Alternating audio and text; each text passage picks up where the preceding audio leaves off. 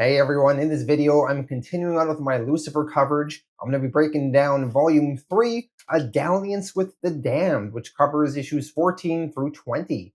So in this volume, Lucifer, he has this void, this gateway into a void outside of God's creation. And now Lucifer has the powers of creation from the Archangel Michael. And with those powers and this void, Lucifer is going to start creating his own universe, his own creation, his own cosmos outside of God's universe. So Lucifer, he's going to start making planets and galaxies and the earth and man and woman, and we're going to see what the powers that be have to say about that. Beyond what Lucifer is up to, there's going to be a whole bunch of other players making some moves, and then we are going to be introduced to this region of hell called Ephral, and it is really fun. Ephral is like a royal part of hell where everyone dresses like the rich aristocrats from the 1800s or something, but they're all demons and stuff. And they have like balls and parties, and there's all sorts of politics going on. It's very fun. So let's dive into it. Lucifer Volume 3, A Dalliance with the Damned. Lucifer Volume 3, A Dalliance with the Damned. Written by Mike Carey, art by Peter Gross, Ryan Kelly, and Dean Ormston. Lucifer, Issue 14, Triptych, Part 1, The Seeds of Time. While this issue is going on, Lucifer is busy creating his cosmos in the void. So, instead, we will focus on Mazikeen. Some background on Mazikeen first. Mazikeen's mother is known as Lilith. Lilith was created to be Adam's first wife, the Adam from the Bible of Adam and Eve. When Adam saw Lilith, he was very pleased. However, Lilith never loved Adam, and she refused to obey him and refused to obey God. So Lilith was cast out of the Garden of Eden. Lilith, over time, bedded many fallen angels and demons, and through them produced offspring, creating a demon species called the Lilim. The Lilim include Mazikeen and Brightach the Blind, among many countless others. The Lilim, or the children of Lilith, are a breed apart from regular demons. Their claims on the Garden of Eden make heaven hate them and others in hell envy them. Many of the Lilim live on Earth in secret, not in hell. And many of the Lilim wish to reclaim the Garden of Eden, which they see as rightfully theirs. So, that is the background on Mazikeen, Lilith, and the Lilim. Now, in previous volumes, Jill Presto, with the power of the Basinos, healed Mazikeen's face, making Mazikeen pretty again. Mazikeen hates this new face. She liked her previous scarred appearance, so she is on a quest to get her face back. And to do so, she will visit Earth and return to her people, the Lilim. So Mazikeen travels Earth, and eventually she finds the demon Mehu, whom we met in Volume 1 of Lucifer. Mehu is one of the Lilim as well. Mazikeen, she asks to speak to Brightach the Blind, whom we also met in Volume 1. Brightach the Blind is the current Lord of the Lilim in exile. He is their leader. When Mazikeen is brought in front of Brightach the Blind, the Lilim are very hostile towards her, and they hold a tribunal. Mehu charges Mazikeen with treason and collaboration. Some of the Lilim adjudicators are Misran and Loth, and they will hold this quick trial of Mazikeen. They ask her how she pleads. Mazikeen responds, "I claim kinright here. We share blood." Because Mazikeen is also a Lilim and she shares blood with them, she will be given a trial. Mehu is told to make his case. Mehu argues, "She lived in hell among the common ruck of demons, then on earth with Lucifer as his servant and concubine. While we fought for the garden, she lived in cowardly ease. In sum, she is a traitor to our cause and unworthy of her blood. I ask her death." Mazikeen is asked to give her defense, and she refuses to speak. Loth then places a chalice of poison as well as a dagger in front of her. He tells Mazikeen, Well, woman, the dagger and the chalice stand ready to claim your life. What have you to say? Mazikeen, she still doesn't speak, but she seemingly drinks the poison and she takes the dagger and cuts her arm, and she still stands. Misran and Loth question, the bitch is mocking us. The adjudicators, per their rules, can't give a verdict without hearing her defense. So instead they decide to hold a trial by combat. Brydak the Blind, he wants Mazikeen to fail though, so he decides to tip the scales.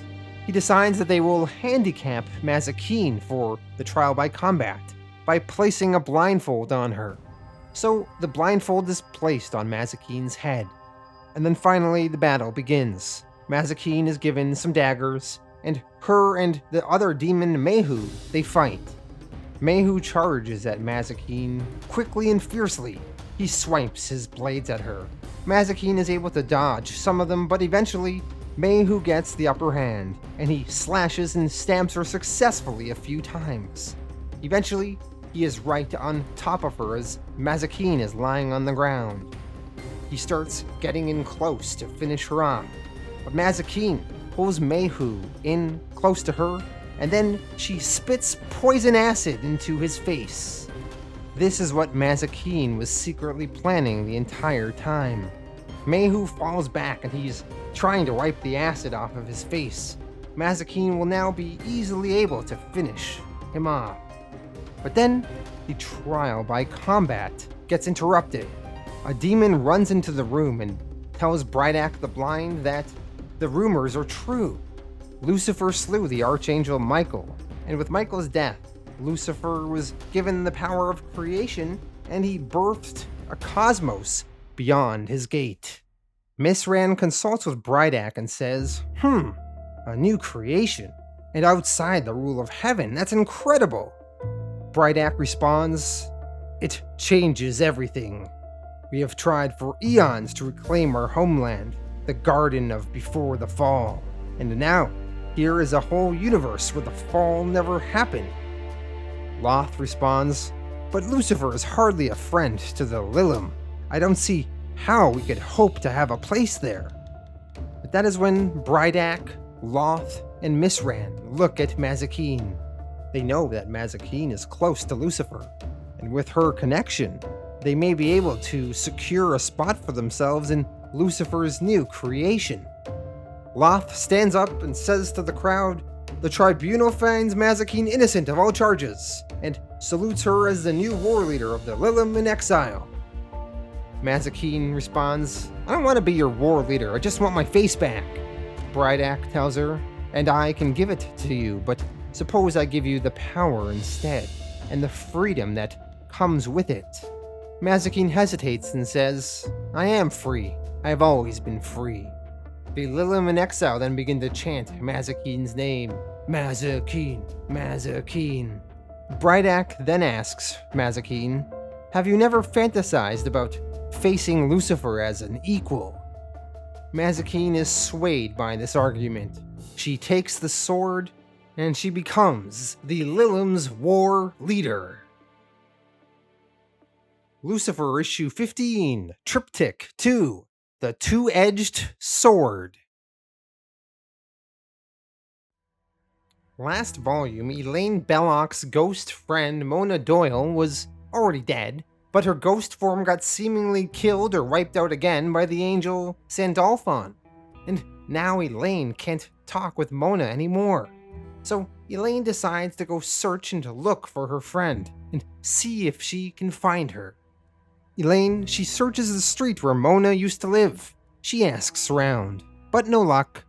Elaine then sits at a bus stop bench, and she accidentally astral projects herself, leaving her body lifeless, and Elaine is then able to travel around in her astral form. She is at first surprised, but then she decides to roll with it, and she winds up traveling around, and at first she manages to travel all the way to see Mazikeen being judged by Brydak the Blind, which we saw last issue. Elaine travels on, and she sees Lucifer fashioning his cosmos.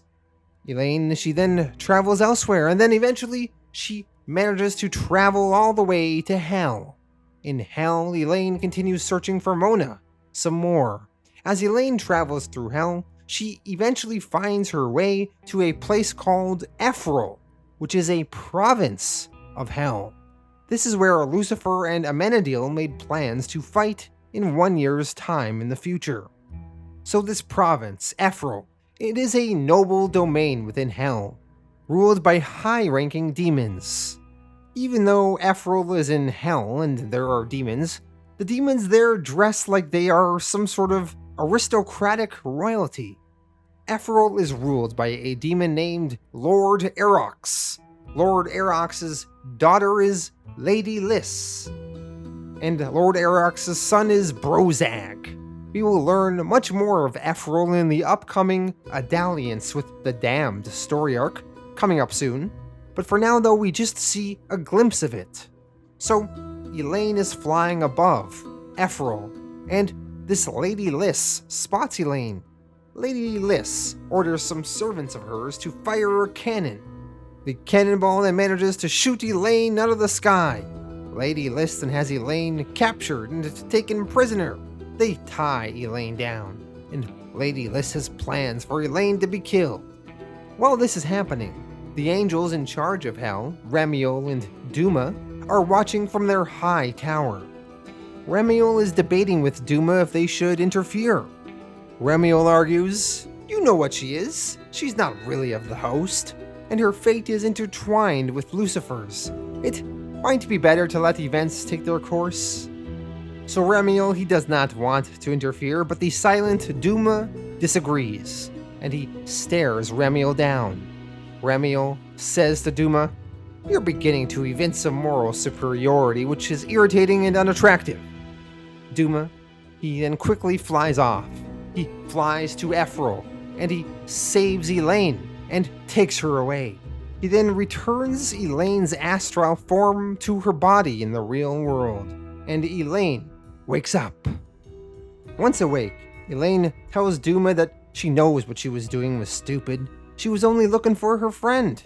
And then, even though Duma can't talk, even though he doesn't open his mouth, somehow Elaine is able to understand him.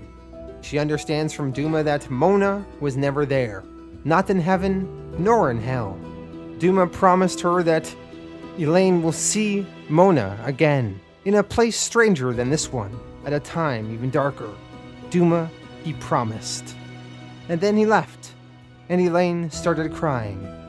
As she watched Duma fly away, she thought to herself, "He's pretty cool for an angel. I bet the devil sent him to look after me. See you soon, Mona. Love and kisses." Lucifer issue 16, Triptych 3, The Ancestral Deed. Mazikeen arrives back in Los Angeles. The city has changed ever since the Battle of the Angels from a few story arcs ago. In the aftermath of that battle, the citizens of LA are a little shooken. People look away as they go by with troubled, haunted eyes. The First Church of the Silent God preaches that Christ returned last Tuesday, but that the devil killed him while the city slept. There are dozens of new cults springing up. Everyone remembers something. Everyone has their own way of evading the truth. But there was a war here, and none of them were invited. When Mazikeen approaches the locks, it is no longer how it used to look.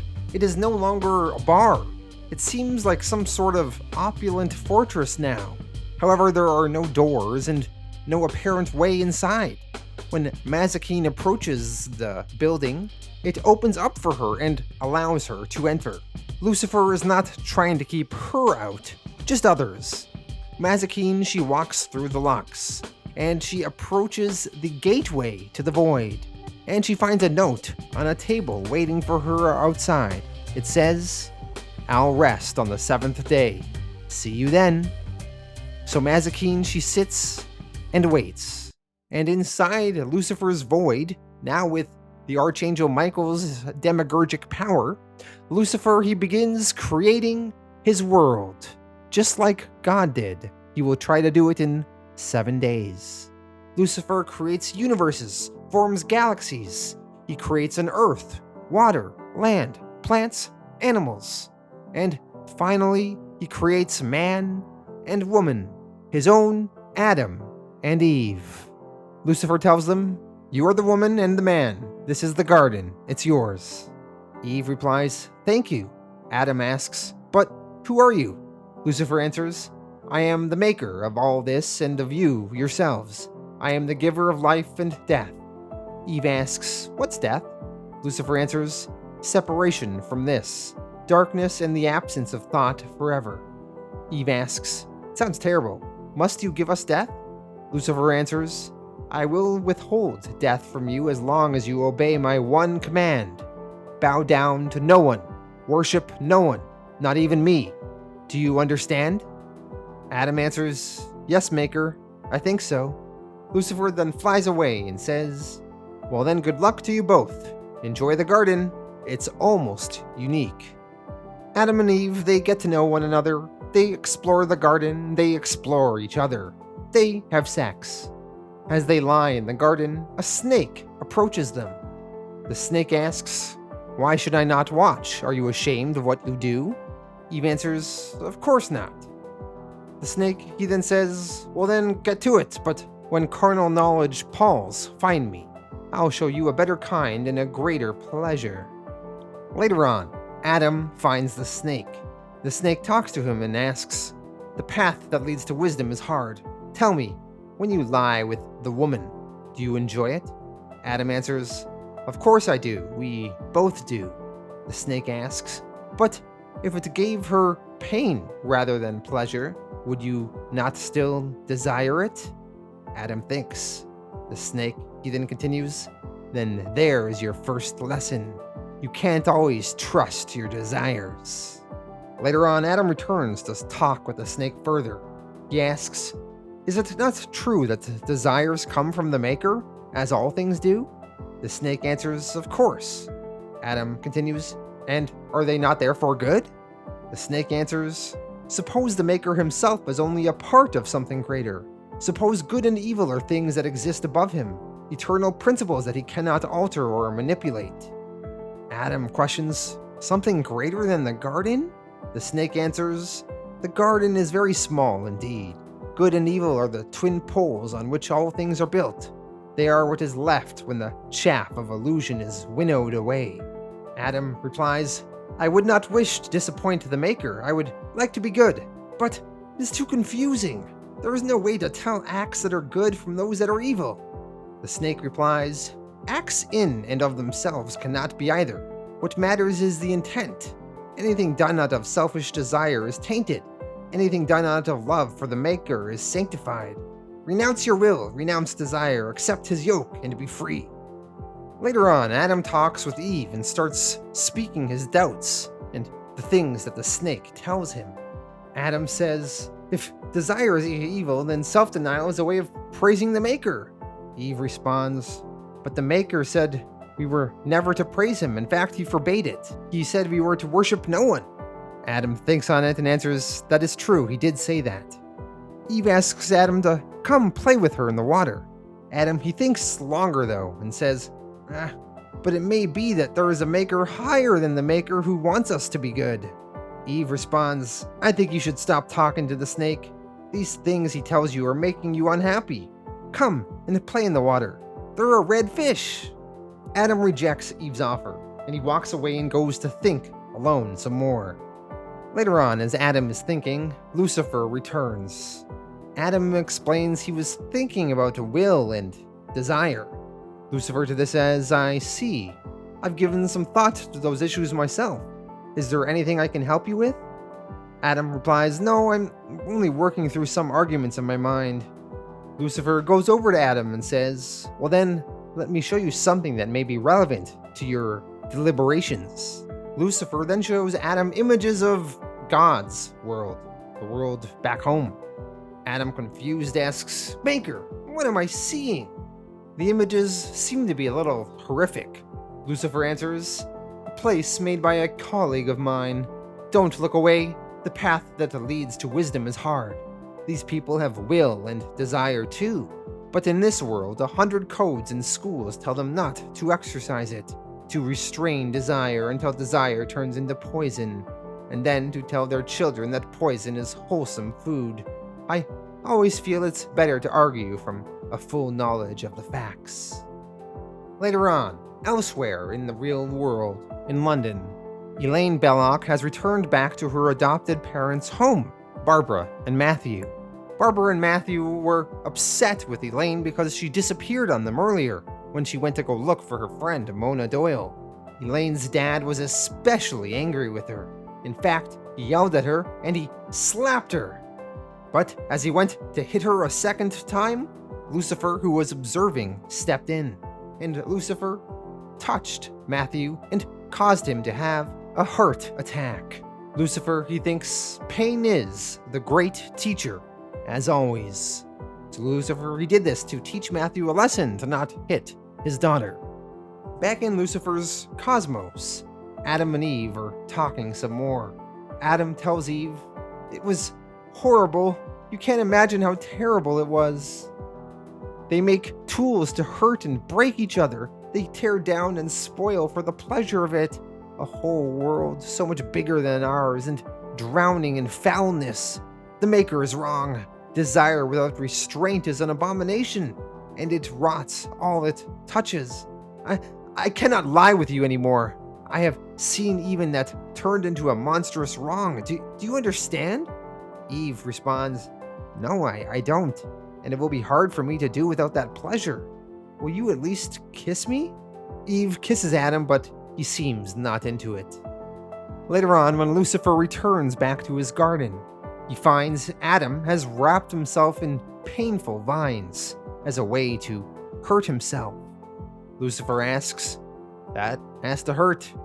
Adam answers, "It does. Pain is my anchor. You should have warned me, Maker. Should have told me about good and evil and let me choose." Lucifer responds, "I told you all you needed to know. If I'd made it easier, it wouldn't have been much of a test. Ugh, never mind."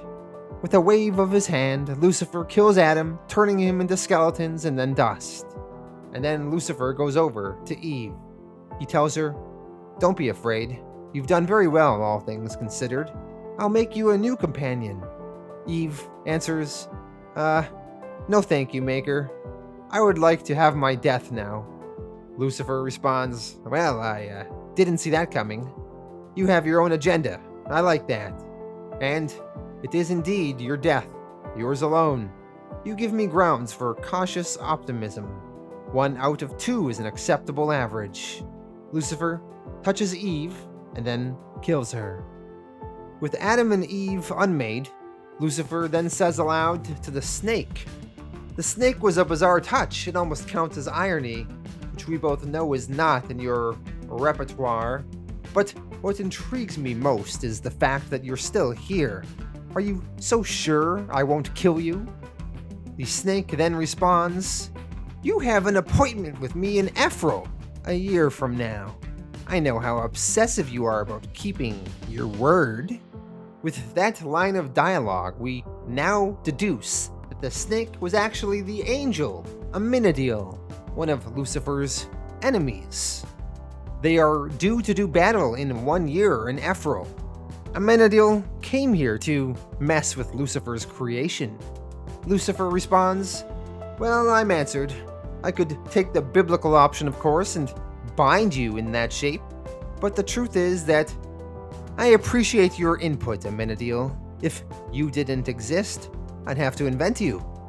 Amenadiel then changes form from the snake into his humanoid form. Amenadiel asks, "Don't you ever tire of the bravado, Lucifer? Can't you admit that I tested your man and woman and found them flawed?" Lucifer answers, "I admit it, that it was rather the point of all this. Otherwise, I'd have done something a little more original. And yes, it was a test. Every garden needs a tempter. And I need you for quality control. After all, any prototype that can't resist the old celestial party line isn't worth the effort of mass production, is it? Keep up the good work, Amenadiel." Lucifer then hands Amenadiel one of his apples. And then Lucifer exits his void, and he returns to the locks where Mazikeen is waiting for him.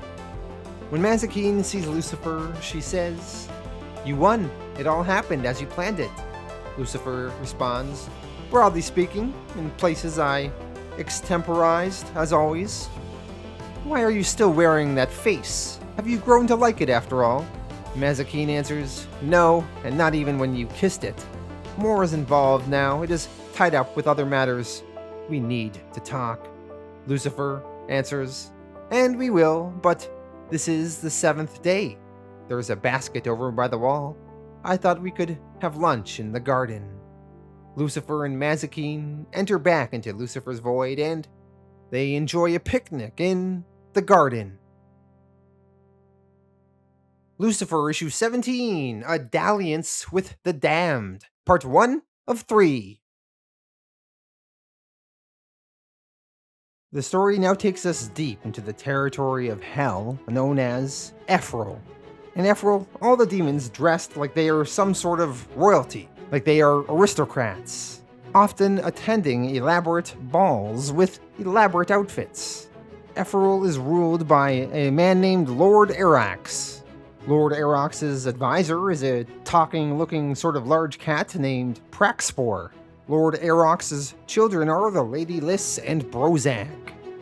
When the story opens, we are at some sort of ball in Ephral.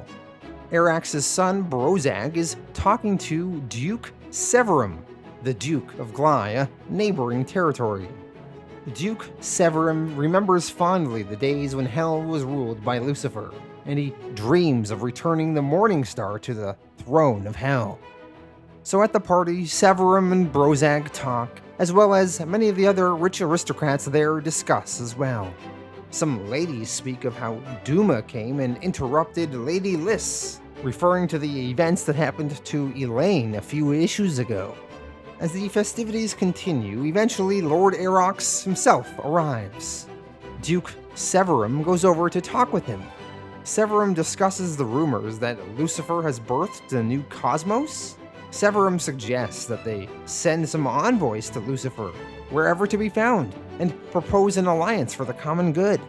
Arax dismisses this though, saying, "I considered that, of course, as no doubt every other Lord of Hell has, but I decided against it."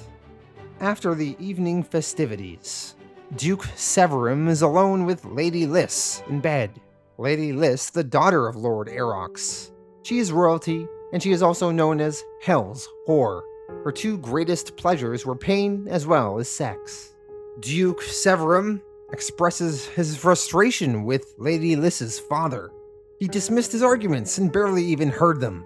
Lady Lys responds, "My father is high, lord. He seldom troubles to justify himself. Come, Severum, if you're angry, just take it out on me." Lord Severum, he eventually grows too frustrated to take part in the copulation, so he takes off. Afterwards, Lady Lys tells one of her servants, "Go down to the pain fields and bring me one of the damned. The more ragged and foul, the better. A man, I think. I'm still in the mood for a man." So later on, Lady Lys's servant goes down to where the damned are tortured. Lady Lys wants one of these poor men to be her sexual slave. As the servant walks through the room where all the men are being tortured, we see the demons just stretching people's bodies apart. Eventually, the servant sees a man named Christopher Rudd, strung up, his body suspended from wires attached to his skin. The servant asks the torturer, "How long has he been with you?" The torturer answers, "Long enough, some centuries certainly." The servant says, "Well, you'll afford my mistress some amusement at least. Bring him down." So this Christopher Rudd was a normal human. He was an instructor of swordplay and etiquette from England, from the 1700s. When he died, he went to hell, where he has been tortured there for hundreds of years. But now the Lady Lys wants a new plaything, and he has been selected. So Christopher is brought back to Lady Lys's mansion, where she lives with her father. The servants show Lady Lys Christopher. Lady Lys asks, "Does it have a name?" Christopher answers, "My name is Christopher Rudd. What is this place?" Oh God, I dreamed that I was dead and damned. Lady Lys responds, "You poor man, how you must have suffered. Have the servants scrub him clean and deal with the worst of the sores, so long as he remains picturesque. But leave the scar, I rather like it." Later on, in the gladiatorial arena, Brozag is preparing for a fight. Before the fight, though, Duke Severum talks with him. He says he wants to have words with Brozag. Brozag says they'll talk after his fight. Brozag fights a ginormous green-looking monster. Brozag, he wrestles the monster to the ground, he gets it in a headlock and snaps the creature's head clean off. Afterwards, Duke Severum finally has a conversation with Brozag. Duke Severum is not happy with Brozag's father, Lord Erox. So Lord Severum wants to discuss potentially wiping Lord Erox out and having Brozak become the new High Lord of Ephraim. And then once Brozak is in control, they can then discuss the new alliance with Lucifer. Brozak, he seems somewhat interested. Later that night, Christopher Rudd has been cleaned up and given new clothes, and he has been brought to Lady Lys's bedchambers. There the two of them talk. Christopher is a little confused. He says, "I was suffering, screaming, tormented by devils and praying to God for forgiveness, but the pain went on, lifetime after lifetime of it, and now I'm in this place." Lady Lys responds, "In my father's house are many mansions, Christopher Rudd. This place is part of hell, and I am one of your devils." Christopher, who finds Lady Lys very attractive, says, "If you are a devil lady, then there are no angels left in heaven." Lady Lys to this says, "But that's just your hunger that speaks. The damned have no release after all, and you have been a long time dead." Lady Lys then removes her clothes and asks Christopher, "Do you remember how it all works, Master Rudd?"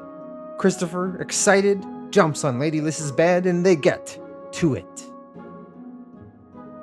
The next morning, Lady Lys is in the garden with various other ladies of the court, and she discusses her time with Christopher the night before. Some of the other women there find it disgusting that Lady Lys would lie with one of the damned. Lady Lys quite enjoyed herself though, she says.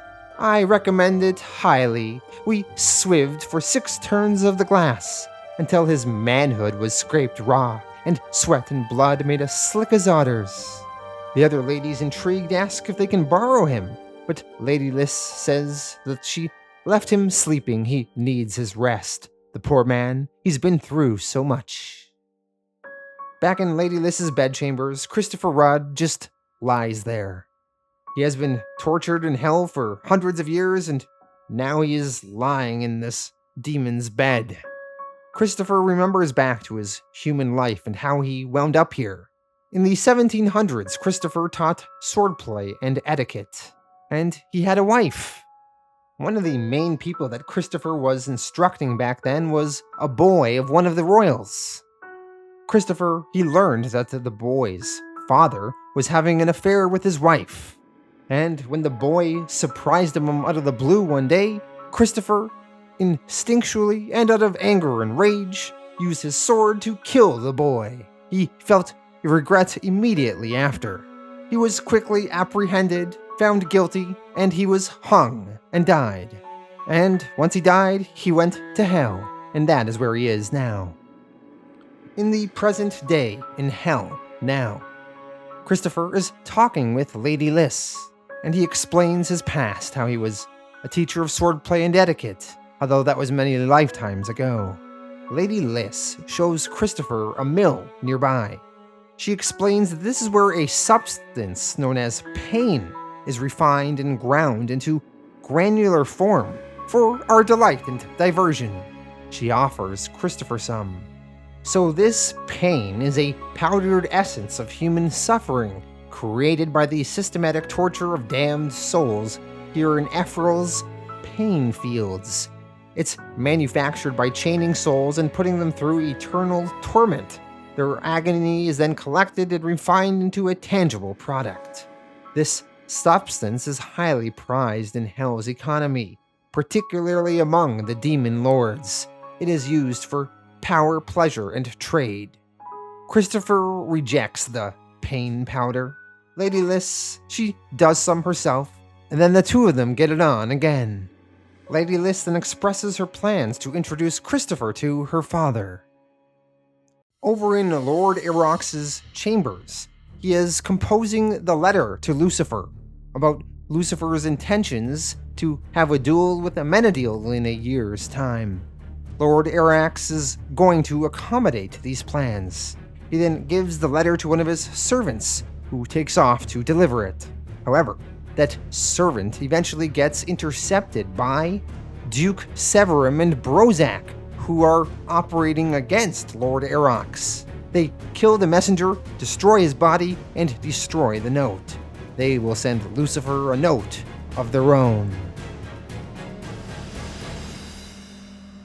Lucifer Issue 18, A Dalliance with the Damned, Part 2 of 3. Lady Liss is showing her new toy, Christopher, around to some of the other royal aristocrats at another party. Some of the other aristocrats find this very scandalous and inappropriate.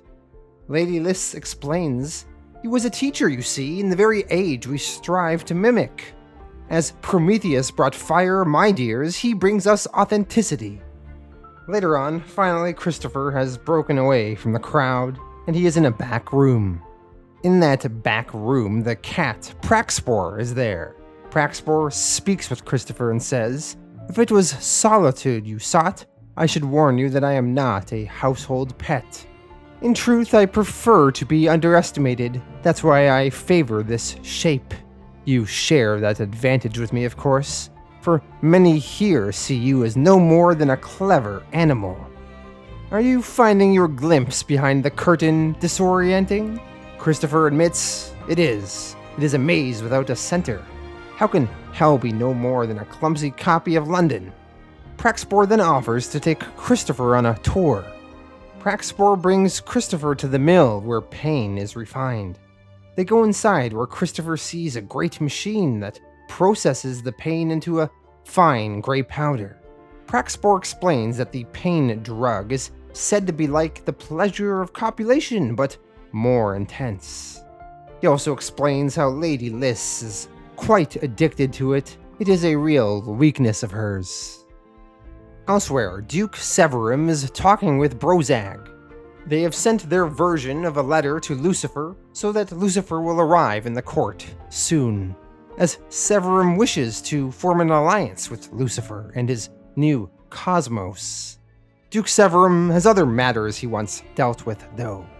He wants Brozag to challenge this new Christopher Rudd to a duel, as Lady Liss is defiling the court, and the duel will be a statement on Brozag's condemnation of the decadence of his father's court, and a prelude to their own revolution. Brozag is somewhat conflicted. He says, "Ah, my sister, we were children together. She kissed my wounds whenever father flogged me. But still, it's cursed bad taste to rot with such a broken creature like Christopher Rudd. Very well, I will kill the little bastard, though I doubt it will afford much sport." Elsewhere, Christopher returns to Lady Liss's bedchambers, and he expresses how he is disappointed in her, and how this pain substance is farmed in this part of hell. Christopher says, "My torments farmed and harvested as if hell were a kitchen garden." Lady Liss argues, "Pain is important, Christopher. It is the foundation of my father's wealth, and the pleasure it gives is indescribable." Lady Liss tells Christopher, "Come, you must try some and then judge." She then pulls out some of the gray pain powder, and she blows it into Christopher's face. Christopher, unwillingly, was forced to inhale some of it. High off the pain, Lady Liss then grabs Christopher's groin and says, "You can't fight it, Christopher. It hurts if you do. Best let it take you like a wave." After Lady Liss has her way with Christopher again, she says, "There are so many nuances to your bedplay, Christopher. So many flavors, it's intoxicating. But my father expects us for cards. Shall I call a manservant to dress you?" Christopher is seen cowering in her bed. Elsewhere in Lord Erox's mansion, Duke Severum kills one of Lord Erox's loyal servants, thus preparing for the coup that will take place later. Later on, Christopher has been dressed, and him and Lady Lys are playing cards at her father's table, with various other aristocrats. Christopher this night is not on good behavior like he was on other nights. He is starting to grow tired of the games here, and some of the others in the court are beginning to notice. One of the aristocrats says to Brozak, there appears to be an altercation over at your sister's table. Christopher, speaking loudly, starts berating Lady Lys. He says, do you think in these games of yours you have caught the essence of humanity? You have not. You are monsters, and she is the foulest of all.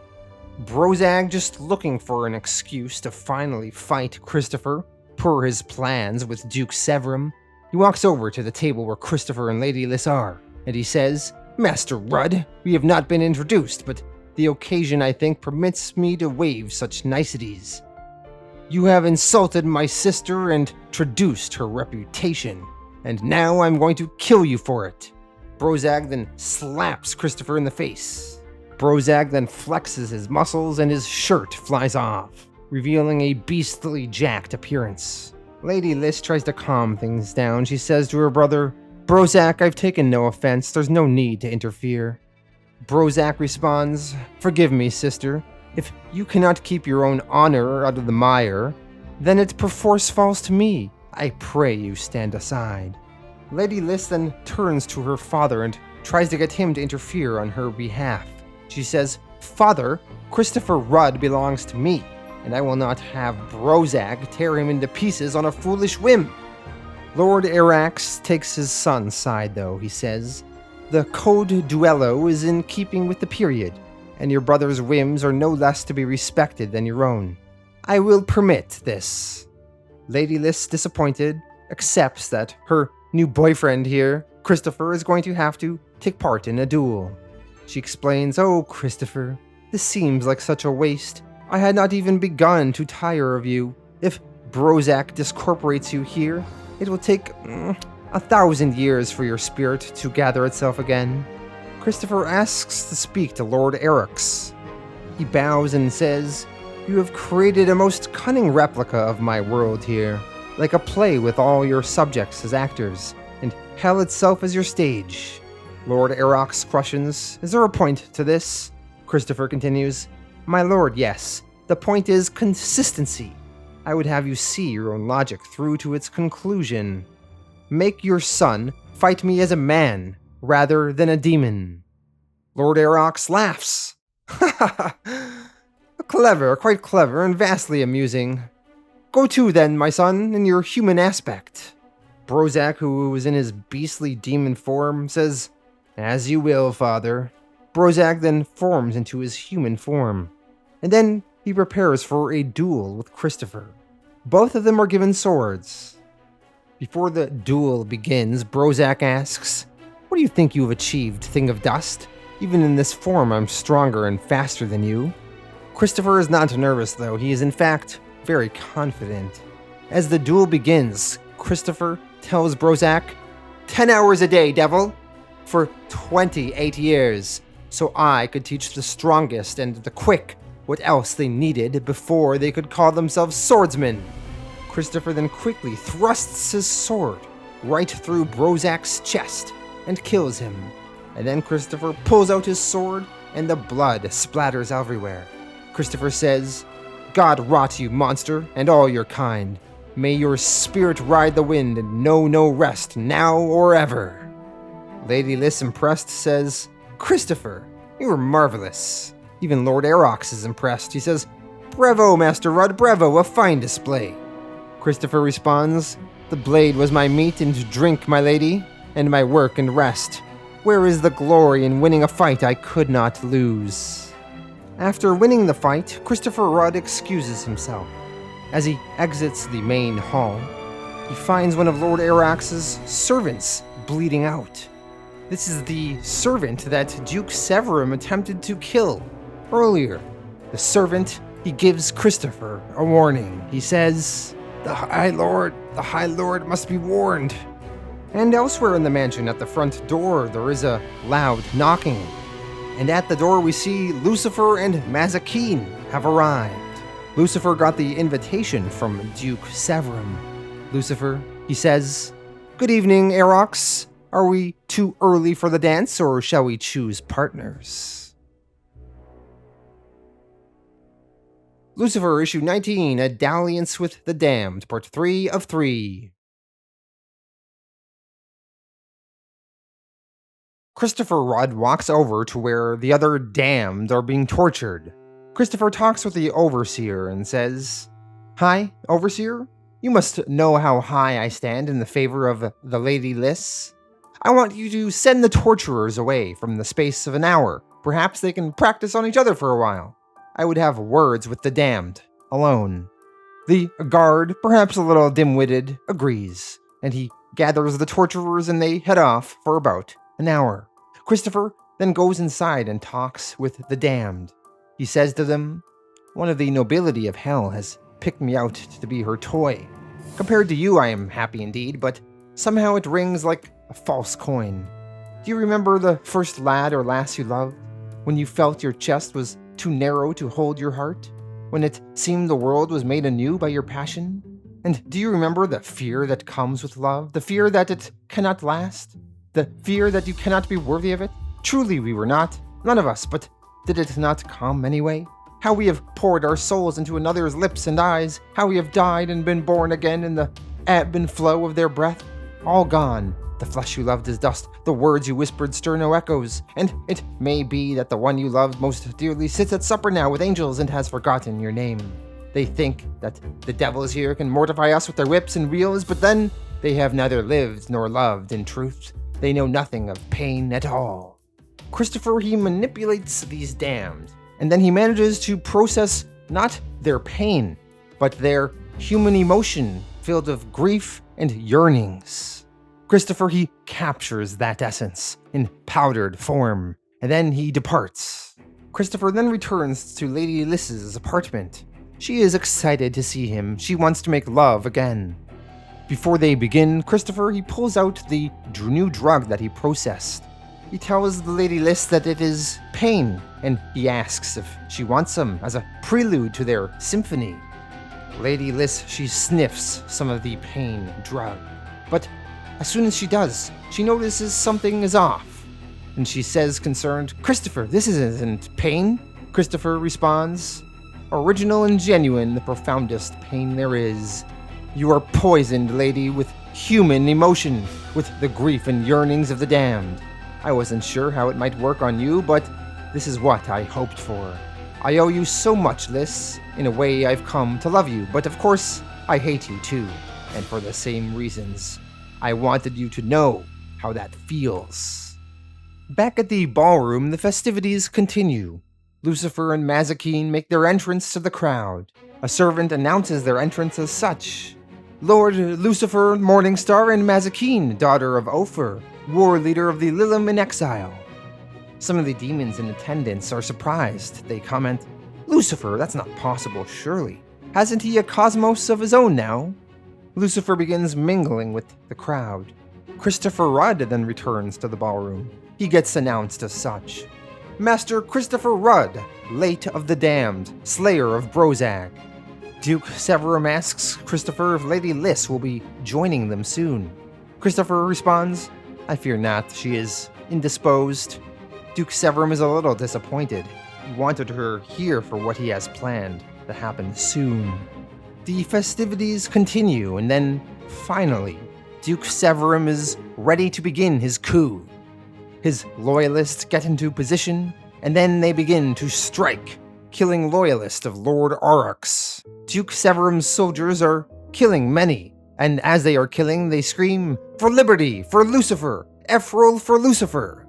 Remember, Duke Severum's main goal is that he wishes to return Lucifer as ruler of hell, even though Lucifer is not aware of these plans himself. As the killing begins, though, Christopher Rudd, seeing what is transpiring, decides to step in. With his master sword skills, he decides to start killing the attackers and defending Lord Arrox. Lucifer and Mazikeen watched are a bit puzzled. Mazikeen asks, "An ambush?" Lucifer responds, "Evidently, but I don't think it's aimed at us." Duke Severum's attackers continue yelling, "For Lucifer! Ephro for Lucifer!" Lord Arrox says to one of the attackers, "Have you even asked Lucifer whether he wants it?" "No, of course not. Slogans first, issues second. Politics is a cynical and wearying business." Arrox, he successfully defends himself and fends off some of the attackers. And once the scuffle is over, Lord Arrox is victorious, and he manages to subdue Duke Severum. It turns out last issue, when Christopher Rudd slayed Brozag and was leaving the hall, he came across one of Lord Arrox's servants that Duke Severum attempted to kill, but was still alive. That servant warned Christopher, and Christopher then decided to make a move. He decided to ally with Lord Arrox and warn him of the ambush coming for him so Lord Arrox could prepare. So Lord Arrox has subdued Duke Severum, and Duke Severum's coup has failed. Through conversation, Duke Severum learns that Lord Arrox knew of the coup all along. Severum angry asks, "You knew all along? Who was the traitor?" Arrox responds, "There was no traitor. Your judgment of character is exact, but your aim is only passing fair. My servant Gleave, that you killed, lived just long enough to speak. Not to me, I hasten to add, or not directly, but to Christopher." Christopher Rudd then stands beside Lord Arrox. Lord Arrox says to him, "Yes, Master Rudd, your information was sound in every respect, and your reward will follow in due course." Duke Severum, realizing that Christopher Rudd was his downfall, yells, "Rudd!" Lord Arrox then has Duke Severum tied up in vines. Duke Severum continues yelling, "I call on Lucifer! Ephro for Lucifer! I call on the power highest under heaven!" Lord Arrox tells Severum, "I doubt Lucifer has either the time or the inclination to talk with you. You are beneath his notice." Lucifer then walks over and chimes in, "On the contrary, he's the main reason I stayed." Duke Severum says to Lucifer, "Lightbringer, I did this for you, to give you an army and a place of power. Now that you're at war with heaven again, intercede, I beg you." Lucifer to this says, "I will, you have my promise on that. You tried to manipulate me. You brought me here to play a role in your triumphal procession. That was not wise. If I don't make an example of you, I'll be dealing with this sort of pantomime every time I turn around." Lucifer then asks Lord Arrox, as a favor, if he can deal with Duke Severum himself. Lord Arrox agrees and walks away. Duke Severum says to Lucifer, "Lucifer, this base, I wanted to be your ally." Lucifer to this says, "Thanks for the thought, but I'm not keen on alliances. They tend to end in tears. Most of the options I'm considering run into the same problem, that you have no immortal part. Destroying you outright would scratch an itch, but it wouldn't make the point. So at great trouble and expense, and at the risk of creating a very awkward precedent, I'm furnishing you with a soul. Don't thank me yet." Elsewhere in the mansion, Lord Arrox speaks with his daughter, Lady Liss. Lady Liss is distraught. She says, "He has infected me with regret and guilt. Father, I can't clear my mind of it. It's tainted my every pleasure." Lord Arrox says, "There's truly nothing I can do, and we are now indebted to Christopher. His information headed off the rebellion, and I find myself intrigued by what he might do next. I'm giving him the dukedom of Gly. You'll be neighbors. For my sake, try to stay on civil terms." So, as a reward for Christopher Rudd fending off the coup on Lord Arrox has granted Christopher Rudd the title of being the new Duke of Gly, replacing Duke Severum. Later on, some demons watch as Lucifer and Mazikeen ride off.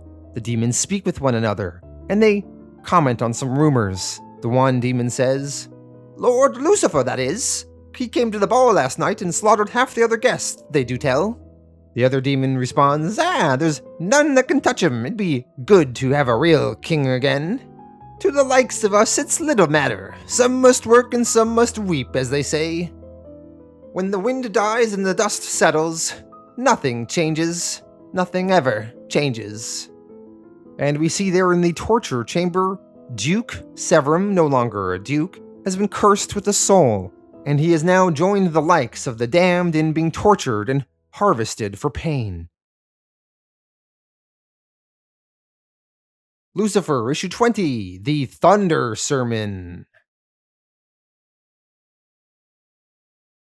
Lucifer's gateway to the void is creating a pull effect on many mortals. They just feel drawn to the Lux, which houses the gateway. The Lux used to be Lucifer's bar, but when it burned down, it now appears as some sort of fortress, with magical, ever-changing architecture.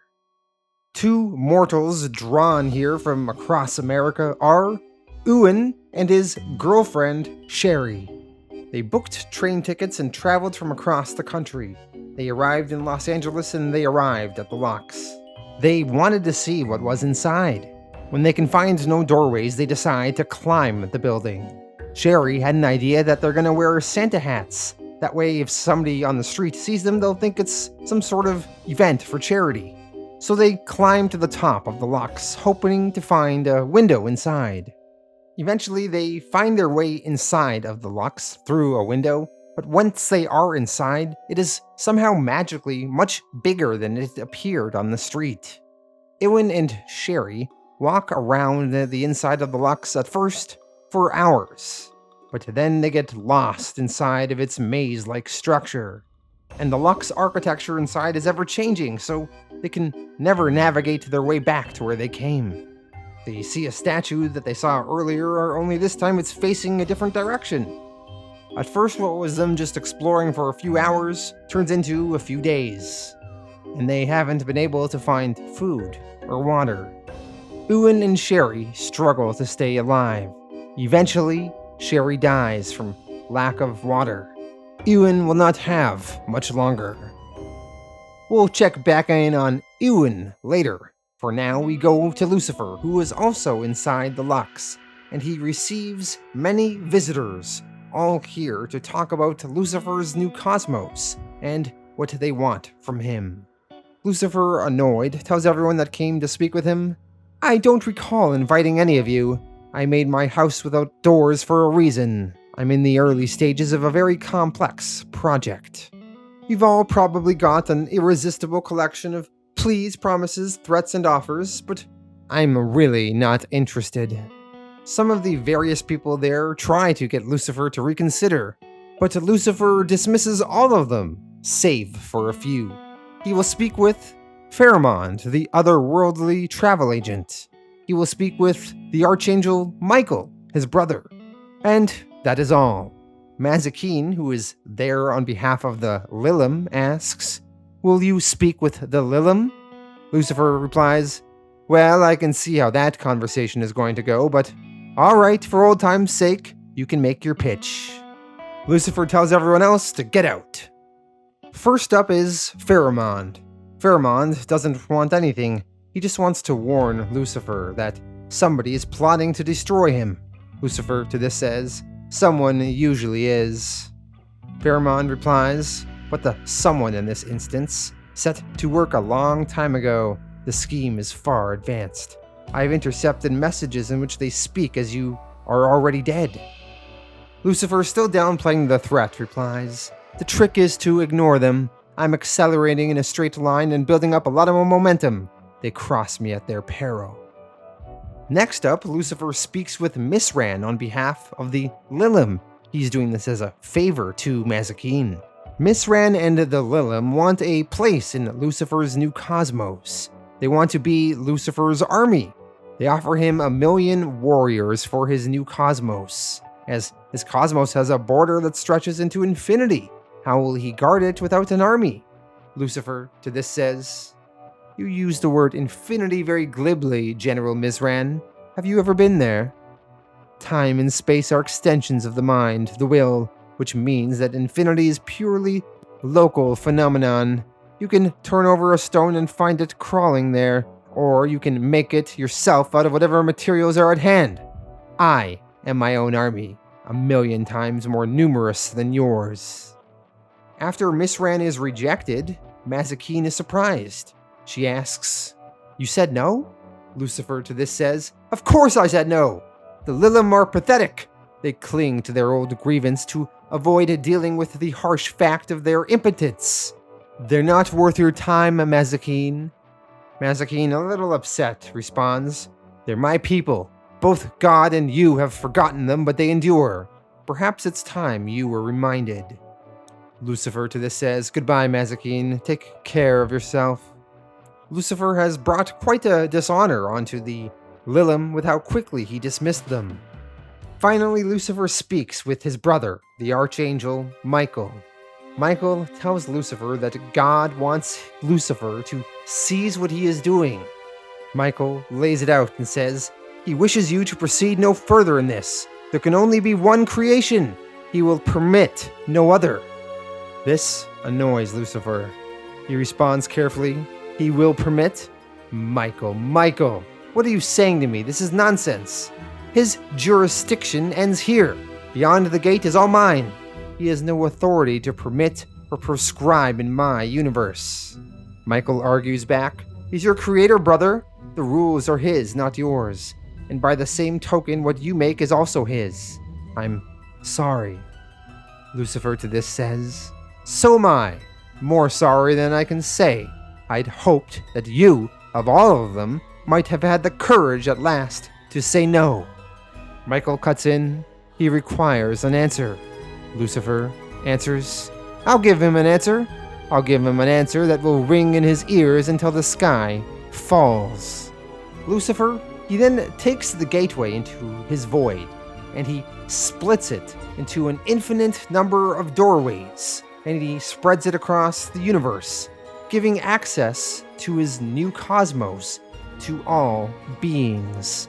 He does this just to spite his father, God. Michael chastises, saying, "Lucifer, you cannot force him into a confrontation." Lucifer to this says, "I can do exactly as I like. This does not concern you anymore. Errand boy, go back to heaven. Tell him he has my answer." Michael then questions, "What is this, brother? What have you done to the gate?" Lucifer answers, "Think about infinity. It'll come to you. I've folded it through time and space. There's a gate on every world now, in every realm. It's the free market model. Anyone who doesn't like his party can come to mine." A sermon in thunder, Michael. Thunder only has one thing to say. It tells us how close the storm is. Once all of his visitors leave, Lucifer, he walks through the locks. And eventually he comes across Ewan from the beginning of this issue. Ewan is dying of starvation and thirst. Ewan, crawling on the ground, sees Lucifer and says, "Hey, mister, please, my girlfriend. You've got to help her." Lucifer curtly responds, "Your friend is dead. 3 days have passed in subjective time since you've entered here, since you last drank. You're dying too. Your kidneys are about to fail." Ewan to this says, "No, man, no. God's looking down. There's gotta be a reason we were brought here." Lucifer, angry to this says, "You came into my house without knocking, and then you prayed to him." Lucifer then leaves Ewan to die. And then Lucifer prepares for what's next. Prepares for various beings to leave God's kingdom and enter his. And with this, we end Volume 3.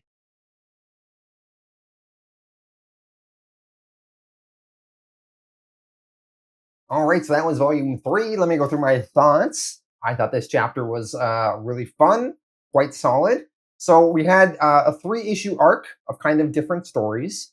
The first one was Mazikeen journeying on Earth, and she meets the Lilim in exile, and they try to holds some sort of trial to kill her, and she fights this Mayhu, but she survives.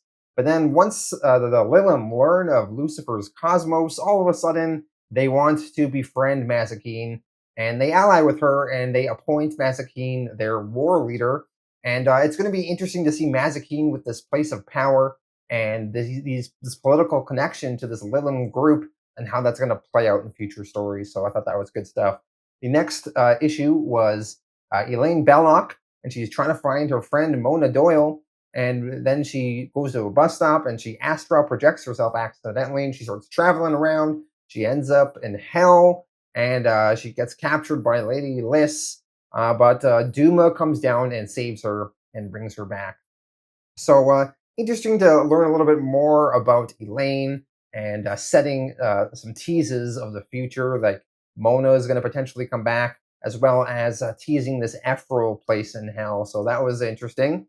But I think one of my favorite issues in this volume is the next one, where we see Lucifer creating his cosmos, creating his universe, and creating galaxies, and the earth, and man, and woman, and animals.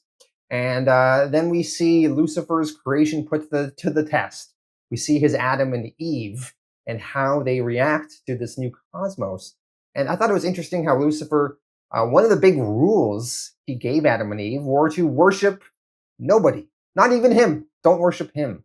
It's interesting because, like, Lucifer, he hates how everyone worships God, and he wants to make sure that they don't do that. But it kind of messes with Adam anyway. And Adam becomes obsessed with knowing, what does his maker, or what does Lucifer want of him? And Amenadiel, as the snake in the story, starts sort of corrupting Adam and causing him to think things that he doesn't want to think. And I loved how it all kind of fell apart in the end, and Lucifer's experiment sort of failed there. Just a great issue, and sets a lot of stuff up for the future. And really interesting to have Lucifer with his own cosmos and see what's going to be done with that. All right, after that, we had the 3-issue A Dalliance with the Damned story arc, which I thought was really fun. I really liked this kind of royal part of hell, and seeing all these people in their fancy outfits, like they're out of the 1800s and they're aristocrats and stuff. Really fun. I thought it was great to have Christopher Rudd, this human, this damned guy, this kind of fish out of water story with him, and seeing him adjust to all of a sudden being a plaything for the Lady Liss, and seeing him navigate the politics of the situation. Lady Liss, a very intriguing character, very sexual. I couldn't even show all the pages of her in my video here, or else YouTube would definitely demonetize this video. But there's a lot of sexual stuff with her that was kind of fun. But I like how Christopher kind of comes out the winner in the end, and how he manages to survive and come out in a place of power at the end here. How he gave this Lady Liss this, he drugged her in a way and made her feel things, which really ruined things for her. And you had that whole battle with Brozag, and honestly, really fun stuff, really great. And the little coup subplot in there too was great. So Dalliance with the Damned, really fun. I think Ephral is a really interesting place, and I'm excited to see more of that region and see more of Christopher Rudd now that he's been made a duke, and what that's going to do for him. The issue after that, where we had Lucifer meeting with all these people that want stuff from his new cosmos. So Pharamond warns him. Lucifer ignores that. Mazikeen wants the Lilim to have a place of power and be Lucifer's army, but Lucifer wants nothing to do with them, which kind of insults the Lilim and Mazikeen. And Michael, on behalf of God, is speaking to Lucifer, and Lucifer gets pissed off. And then he opens his cosmos, his universe, to the world. And in the next story arc, a whole bunch of people are going to start immigrating into Lucifer's creation, which is going to be really exciting. So yeah, this was a really fun chapter. I was intrigued by all the story arcs, and I thought it was great stuff. I'm going to give this volume an 8 out of 10. Thank you all for watching, and I'll be back in the future with volume 4.